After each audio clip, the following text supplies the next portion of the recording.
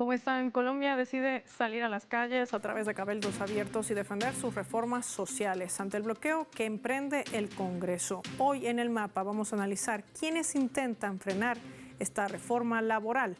Bienvenidos.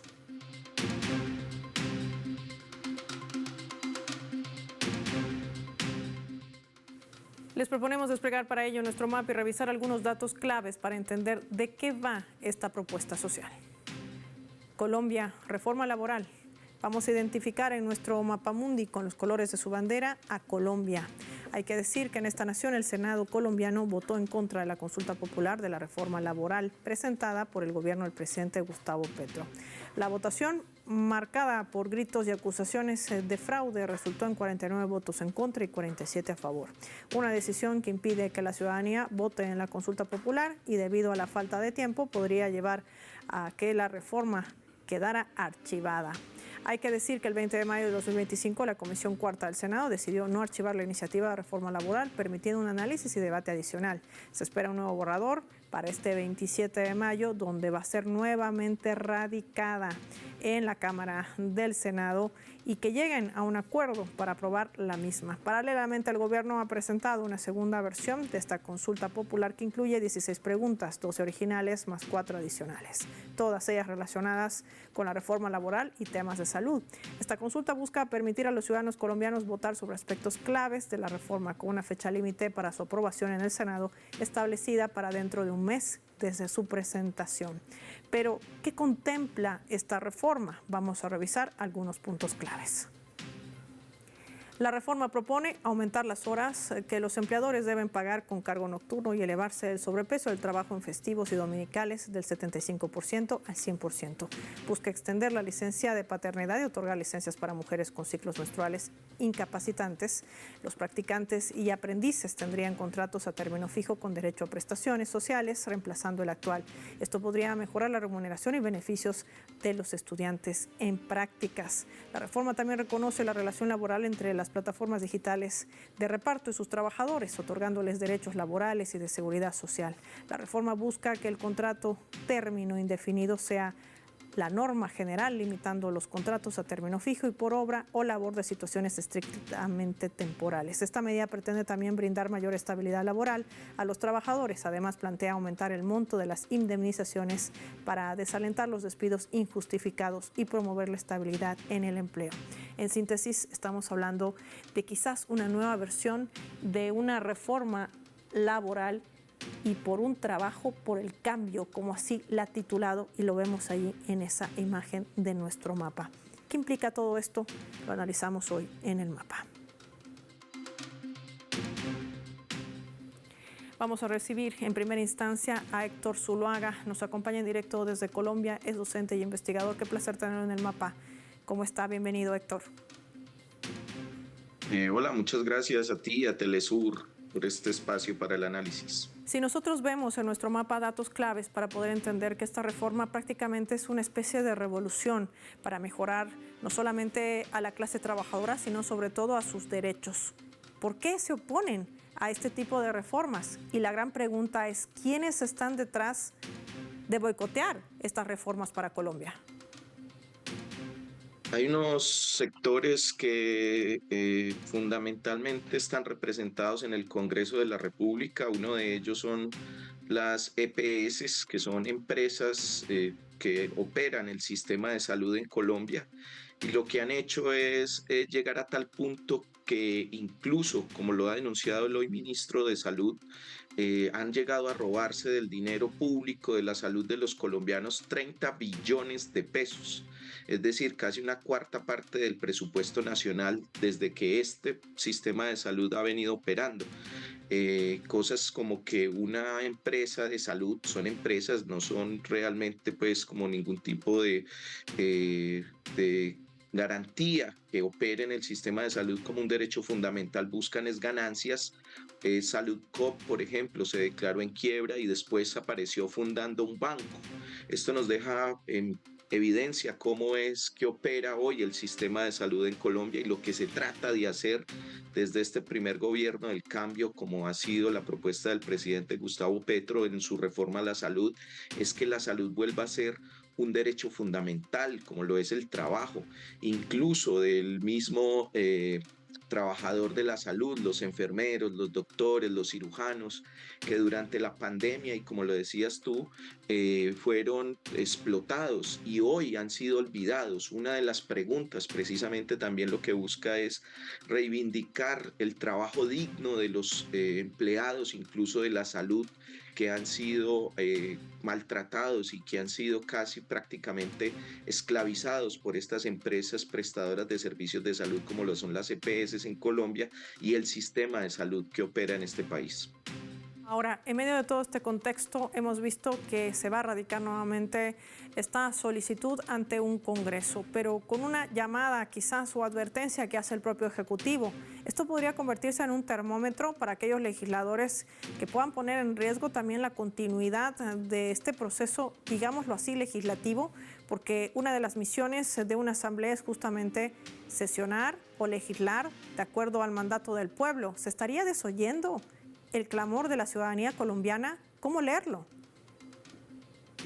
Claro, estos sectores desde el Congreso que están tratando de legislar en contra del pueblo, en contra de los derechos fundamentales de los colombianos, esto se les va a convertir en un boomerang. Hay que ver y pues escuchar el discurso que da el presidente Gustavo Petro en Barranquilla, donde las grandes masas de pueblo y de barranquilleros y de personas que viven en la costa del país se movilizaron para respaldar la radicación de una nueva consulta y todo un proceso también de movilización del poder constituyente al que ha llamado el presidente, que seguramente en las elecciones del próximo año 2026 lo que harán es cobrarle a estas personas, al presidente del Congreso, al señor Efraín Cepeda, que haya hundido de manera fraudulenta la consulta popular y de que estén tratando de maniobrar y de querer sacar réditos políticos de la discusión de una reforma que tienen que dar en menos de 20 días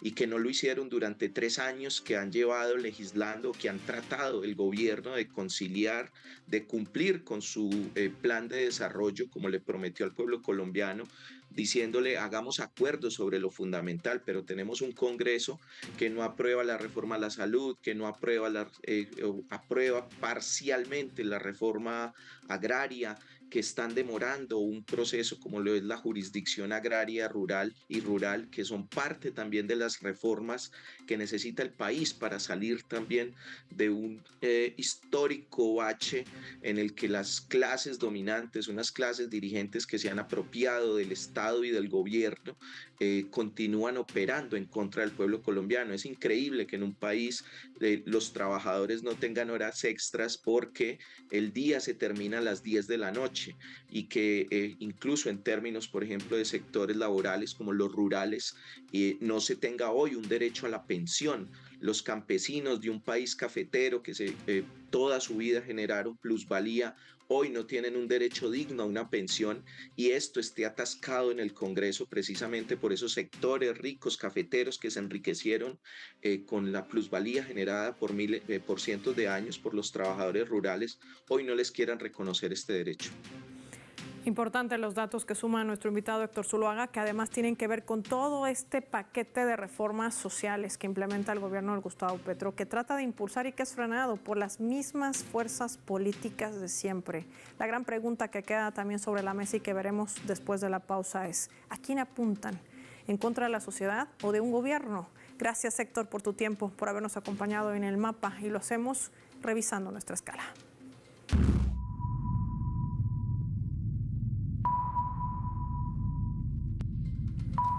Esta vez a través de este portal web que denomina Diario Red. Está titulando de la siguiente manera, y lo colocamos en la pantalla del mapa: El pueblo a las calles. Desde el primer día de su mandato, el gobierno de Gustavo Petro en Colombia ha enfrentado desafíos difíciles de superar. El último episodio por la transformación del país suramericano pasa por el bloqueo del Senado a su propuesta de consulta popular para reformar el sistema laboral colombiano, uno de los más injustos del continente. Colombia se acerca a horas decisivas donde el pueblo enfrentará a sus verdugos para defender su derecho a decidir y remontar décadas de neoliberalismo que han sumado al país en la desigualdad y la violencia.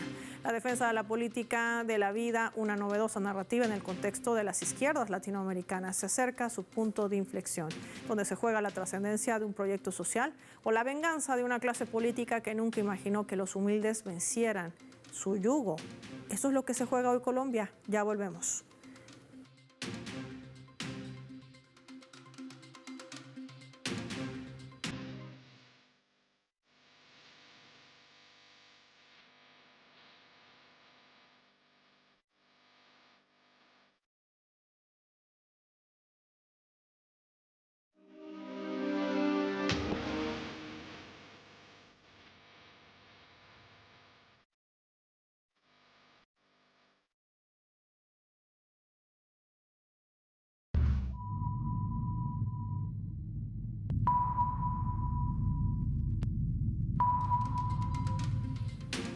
Vamos a sumar otro elemento también para el análisis a través de la fotografía. Lo que ven allí es el desarrollo de los cabildos que han sesionado la anterior semana, marcando también un punto de inflexión. El presidente de Colombia, Gustavo Petro, asistió a uno de los más grandes cabildos populares abiertos que se ha desarrollado en el Paseo Bolívar en Barranquilla, donde convocó el respaldo de las reformas sociales promovidas durante su gobierno y que han sido rechazadas en el Senado.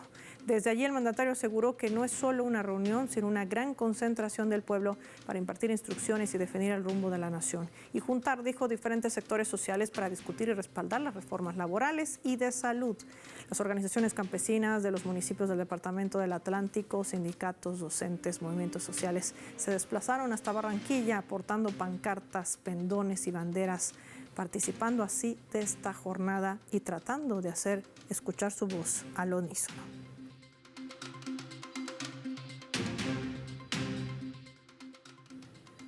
Para analizar este escenario nos acompaña Luis Alfonso Mena, quien es periodista. Hola, Luis Alfonso, gracias por tu tiempo para Telesur. Bienvenido.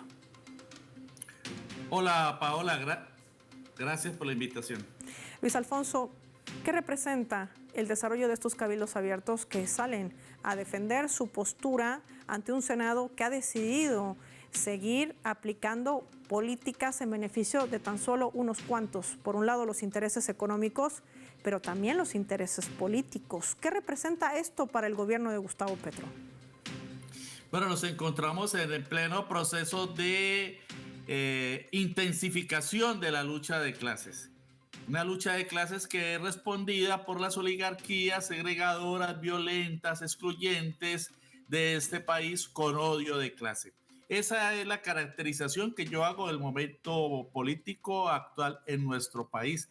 Y la intensificación de la lucha de clases implica que el pueblo siga en las calles. No es de ahora que el pueblo ha estado en las calles. Desde el inicio del gobierno del presidente Gustavo Petro, el pueblo se ha movilizado en más de 15 grandes jornadas nacionales en respaldo al gobierno, en respaldo a las reformas sociales, en respaldo a las iniciativas populares y contra el entrabamiento, el sabotaje y los zarpazos que da la oligarquía desde diferentes instituciones. Lo que estamos viviendo es no solamente un zarpazo del órgano legislativo, específicamente la Cámara Alta del Senado, no, también lo estamos viviendo desde las altas corporaciones, porque no olvidemos que fue la Corte Suprema de Justicia la que extrañamente en los momentos en que se convocaba todo este debate sobre la votación de la consulta del Senado, deja en libertad a una persona, a un senador del uribismo que está siendo procesado en la Corte Constitucional, en la Corte Suprema, perdón, por presunta corrupción, lo deja libre para que vaya y lo reciban de nuevo en el Senado y sufrague, vote. Es inaudito, esa es la caricatura de las élites en este país. Necesitaron del voto de una persona sub judice sometida a un proceso judicial en la Corte Suprema para que fuera a ayudarles a ganar el hundimiento de la consulta. Y entonces el presidente Gustavo Petro dice, no hay otra alternativa frente al sabotaje institucional, frente a este golpe que se está dando, sino de llamar al pueblo a los cabildos populares. Los cabildos son mecanismos de participación establecidos en la Constitución Política Colombiana, como la consulta, como la iniciativa legislativa, como la posibilidad de convocar una constituyente, como los referendos, como los plebiscitos. Y en ese sentido tienen el carácter de que se reúnen masivamente las comunidades y las conclusiones de esas grandes asambleas populares pues son de obligatorio cumplimiento. Estamos en un momento crucial de la lucha popular en nuestro país, y el presidente, destaco esto, Paola, sí, y con esto termino, le delegó a la Coordinadora de Organizaciones Populares y Sociales la dirección de la respuesta a ese sabotaje de las oligarquías desde las diferentes ramas del poder. Ahora, Luis, con todo este escenario que tú planteas, no puedo dejar de preguntarte, ¿cuál es el objetivo central? ¿Lograr que la gente tenga todo un descontento y una desmoralización para que no exista un nuevo gobierno progresista en Colombia? El objetivo siempre ha sido derrocar a la izquierda, si lo puedo denominar así, en Colombia, con el rechazo de estas reformas, que el país no logre tener un desarrollo más allá de lo que siempre ha conocido durante años con la implementación de políticas neoliberales. ¿A qué realmente apunta este sector? Hay varios objetivos de las mayorías de la oligarquía en el Senado y en la Cámara de Representantes. El primer objetivo es obedecer, es satisfacer los intereses de los grandes pulpos económicos, de los grandes empresarios, de los grandes terratenientes, de los grandes inversores y el capital financiero parasitario ligado con el imperio estadounidense. Ese es el primer objetivo. Satisfacer los intereses de esos grandes pulpos, de esos 5 o 6 grandes pulpos económicos que son los verdaderos patronos de los senadores y representantes en la Cámara y en el Senado. Ese es el primer gran objetivo. Y para eso maniobraron para revivir la reforma laboral, mandarla a otra comisión, y allá la comisión cuarta, dirigida por una señora que fue una de las artífices de toda esta patraña para hundir la consulta popular, y allá están volviendo la reforma un Frankenstein. La están desfigurando, la están desvirtuando, y de ahí no se espera que salga nada positivo. Por eso el presidente insiste en la consulta 2.0 con 4 preguntas sobre salud agregadas. Pero un segundo objetivo de la oligarquía con esta ofensiva contra las reformas del presidente Gustavo Petro es evitar que el progresismo vuelva a la presidencia y obtenga una mayoría importante, o por lo menos una gran votación para el Senado y para la Cámara de Representantes. Es decir, ese es un objetivo a mediano plazo, hacia marzo del próximo año, en las elecciones legislativas de 2026. Y un objetivo estratégico de largo plazo es cercenar, es cortar de raíz cualquier posibilidad de que la izquierda vuelva a gobernar en Colombia. Y eso también es clave, lo que nos manifiesta nuestro invitado Luis Alfonso Mena. Luis Alfonso, te propongo revisar nuestra leyenda para poder entender también este otro escenario que tiene que ver más con geopolítica.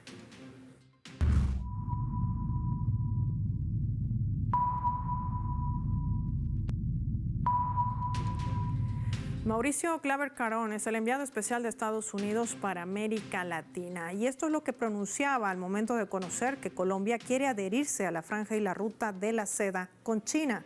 El acercamiento del presidente Petro con China es una gran oportunidad para las rosas de Ecuador y el café de Centroamérica, decía durante sus polémicas declaraciones.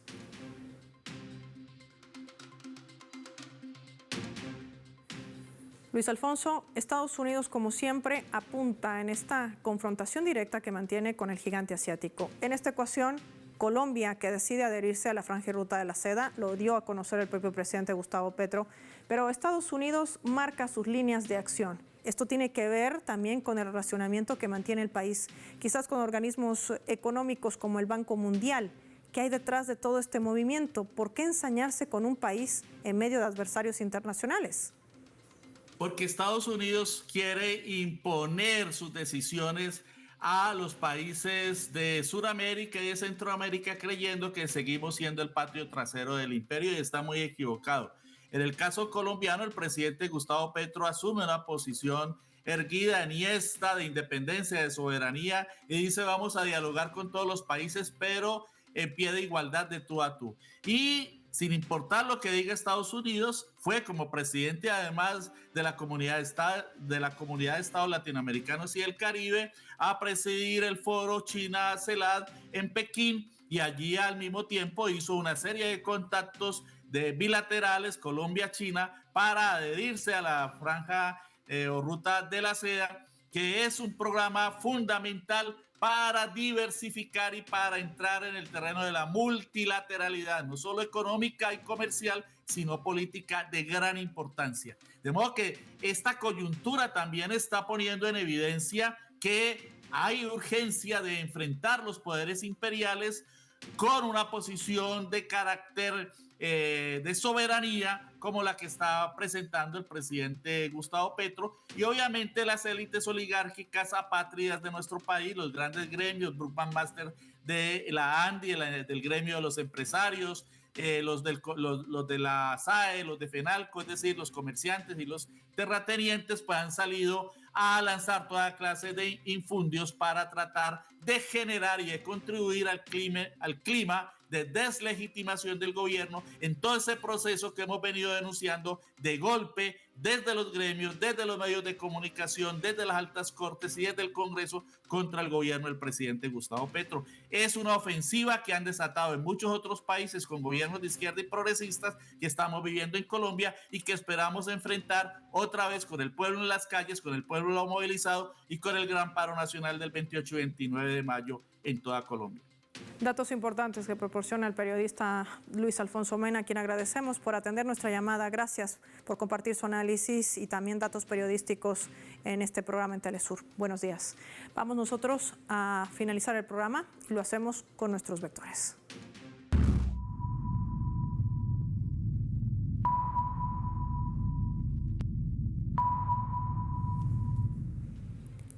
Nuestro radar en el mapa hoy nos refleja las 3 claves sobre este tema. 1. Derechos.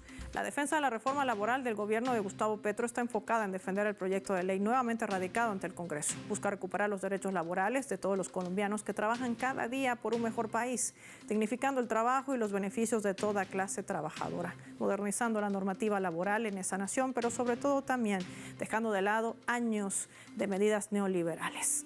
2. Cabildos. En defensa del Estado de estas reformas se ha visto la fuerza en los cabildos populares a lo largo y ancho de toda Colombia. Ciudades como Bogotá, Cartagena, Cúcuta, Pasto, Montería y Piales, entre otras, han sido testigos de eventos que contaron con una masiva presencia también de las comunidades, promoviendo una consulta popular que recoja las demandas laborales de todos los sectores y que podría leerse también como un termómetro castigo para aquellos legisladores que se han prestado a esas élites, a esos emporios económicos y políticos para tratar de frenar estas reformas sociales en Colombia.